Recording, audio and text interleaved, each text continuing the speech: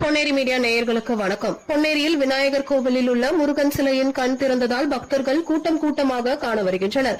திருவள்ளூர் மாவட்டம் பொன்னேரி நகராட்சி திருவாயர்பாடிக்கு அருகில் உள்ள புளியந்தோப்பு பகுதியில் அருள்மிகு ஆனந்த விநாயகர் கோவில் அமைந்துள்ளது. இக்கோவிலின் கும்பாபிஷேகம் கடந்த 8ஆம் தேதி நடைபெற்றது.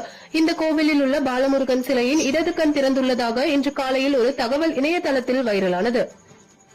அதே நேரத்தில் தற்போது அந்த சிலையின் வலது கண் திறந்து நீர் வருவதாக பக்தர்கள் வியப்புடன் தெரிவிக்கின்றனர்.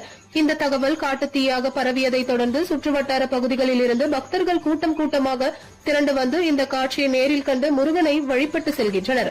முருகன் கண் திறந்த சம்பவம் பொன்னேரியில் பெரும் பரபரப்பை ஏற்படுத்தியுள்ளது. திருவள்ளூர் மாவட்ட செய்திகளுக்காக தலைமை செய்தியாளர் டிஜே கார்த்திக். இந்த இடத்துல திருவாயூர்பாடி புளியாந்தோப்புல ஒரு 20 ஆண்டு காலமா விநாயகர் இருக்கிறாரு. ஆனந்த விநாயகர் இவர் பேரு. அது ட்ராக் இருக்கிறதுனால கொஞ்சம் விரிசல் விட்டு போயிடுச்சு.